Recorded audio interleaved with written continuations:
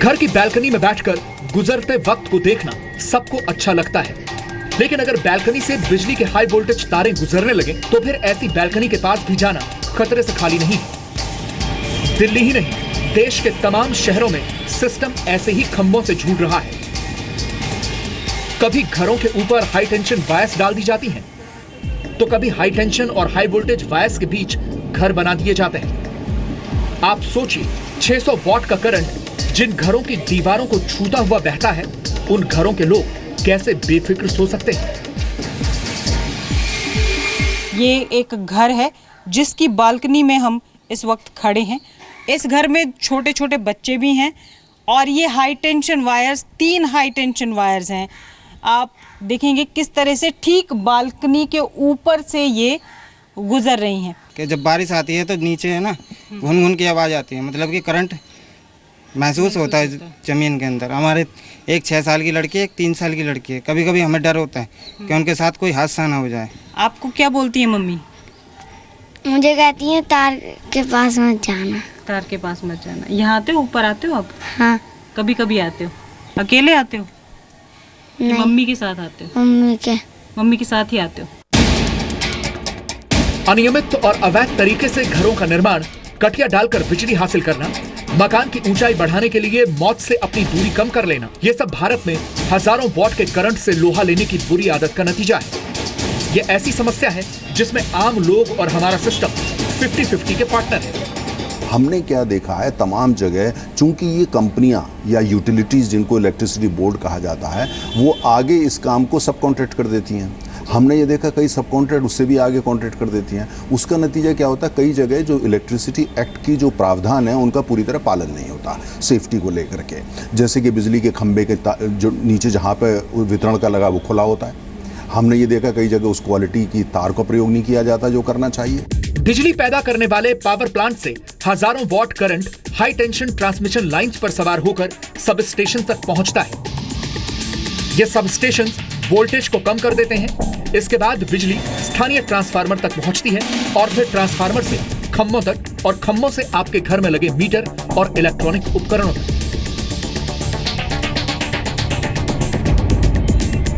लेकिन भारत के कई शहरों में बिजली बांटने का यह वैज्ञानिक और सुरक्षित तरीका बेतरतीब तारों में उलझ जाता है और फिर लोगों की जान के लिए खतरा बन जाता है। इस तरफ आप देखें, ये इलेक्ट्रिक बॉक्स है जो खुला हुआ पड़ा है। जिस मकान से ये लगता है वहाँ मकान मालिक का ये कहना है कि इनकी जो रेलिंग है घर की, उसमें बरसात के दौरान करंट दौड़ता है। स्पार्किंग तो नहीं होती, पर ज़्यादा जब रात दिन बरसात होती है तो पूरी रेलिंगों में, पूरे घर में, बाथरूम में सब में करंट आ जाता है। नलकों में भी आ जाता है। अच्छा। टोटियों में भी। ठीक है। तो इससे परेशानी तो है। अब बरसात होगी तो लाजमी होनी परेशानी तो। लेकिन ये जो इस तरह से पोचा वोचा डाला हुआ है, ये नहीं डालना चाहिए। ये नहीं डालना चाहिए। ये तो खैर गलत बात है। गीला कपड़ा तो बरसात में डालना ही नहीं चाहिए यहाँ पे। ये तो खैर हमारी गलती है, ये तो हम उतार लेंगे, पर ये जो खुला पड़ा इसका क्या होगा? नियम कहते हैं कि लो और मीडियम वोल्टेज के तार बिछाने के लिए इमारत के सबसे ऊंचे पॉइंट से इलेक्ट्रिक केबल की ऊंचाई कम से कम 2.5 मीटर होनी चाहिए और अगर ये लाइन इमारत के सामने से गुजर रही है तो दूरी 1.2 मीटर होनी चाहिए। 11 से लेकर 33,000 वोल्ट वाली लाइनों की इमारत से दूरी और ऊंचाई कम से कम 3.7 मीटर होनी चाहिए। लाइन में जितना ज्यादा करंट है उसकी इमारत से दूरी उतनी ज्यादा होनी चाहिए। वहीं अगर ये हाई वोल्टेज वायर्स गलियों से गुजर रही हैं तो इनकी ग्राउंड से भी एक निश्चित दूरी होनी चाहिए। लो और मीडियम वोल्टेज की तार अगर किसी गली को क्रॉस कर रही हैं तो ये ऊंचाई कम से कम 5.8 मीटर होनी चाहिए। वहीं हाई वोल्टेज तार की जमीन से दूरी 6.1 मीटर होनी चाहिए।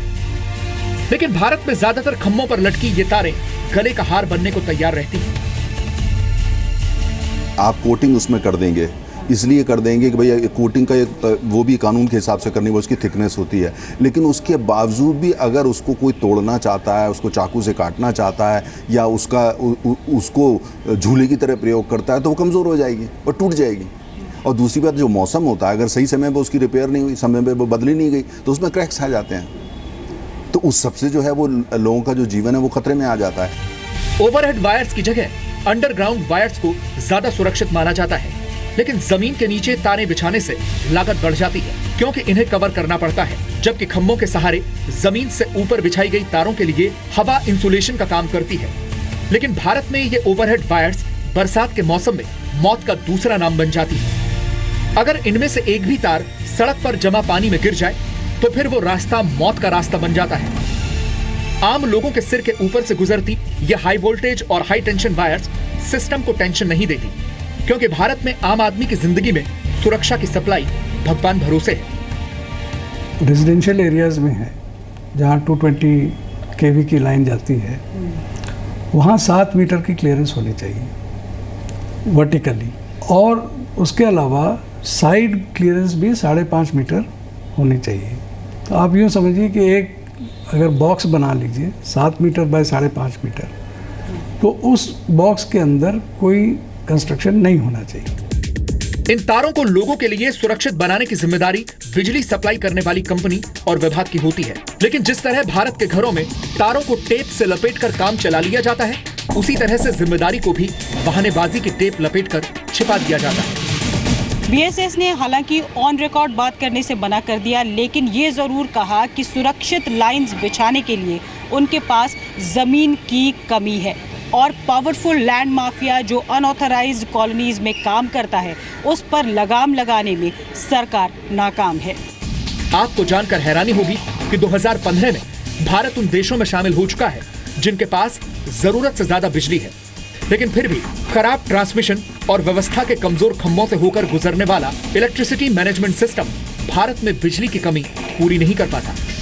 दिल्ली से निवृत्ति मोहन के साथ ब्यूरो रिपोर्ट, जी मीडिया। आपने अक्सर देखा और सुना होगा कि भारत में हाई टेंशन लाइंस की मेंटेनेंस करने वाले लाइनमैन हादसे का अक्सर शिकार हो जाते हैं, क्योंकि इन लाइनमैन के पास जरूरी सुरक्षा उपकरण नहीं होते। हजारों वोल्ट वाली लाइंस का रखरखाव आसान नहीं होता। ये एक बेहद खतरनाक काम है और भारत में लापरवाही की वजह से ये काम अक्सर जानलेवा भी बन जाता है, लेकिन विदेशों में ऐसा नहीं होता। अब हम आपको जो तस्वीरें दिखाने जा रहे हैं वो आपको हैरान कर देंगी। ये तस्वीरें विदेशों में हाई वोल्टेज लाइंस के मेंटेनेंस की। विदेशों में कई जगहों पर लाइनमैन हेलीकॉप्टर पर सवार होकर ट्रांसमिशन टावर तक पहुंचते हैं। हेलीकॉप्टर के बाहर लगी खास तरह की बेंच पर बैठा लाइनमैन हाई टेंशन वायर्स के करीब पहुंचता है और फिर एक खास उपकरण की मदद से उसमें प्रवाहित हो रहे करंट की पहचान करता है। इस लाइनमैन ने एक विशेष तरह का सूट पहना हुआ है जिसे फैराडे सूट कहते हैं। ये सूट पहनकर लाइनमैन बिना सप्लाई काटे भी लाइंस की मरम्मत कर सकते हैं। ये लाइनमैन सीधे हेलीकॉप्टर से हाई टेंशन वायर्स पर चढ़ जाते हैं और मरम्मत का काम शुरू कर देते हैं। जिस वक्त ये लाइनमैन वायर्स की मरम्मत कर रहे होते हैं, उस वक्त भी इन तारों में 50,000 वोल्ट से लेकर 1 लाख वोल्ट तक का करंट प्रवाहित हो रहा होता है। इस दौरान लाइनमैन की सुरक्षा के लिए हेलीकॉप्टर वहीं मंडराते रहते हैं। इस काम को दुनिया की सबसे खतरनाक नौकरियों में से एक माना जाता है, लेकिन बेहतर सुरक्षा तकनीक की वजह से विदेशों में इतने खतरनाक काम को भी आसानी से कर लिया जाता है। ऐसा इसलिए हो पाता है क्योंकि विदेशों में सरकारें और कंपनियां अपने कर्मचारियों की जान की कीमत को समझते हैं।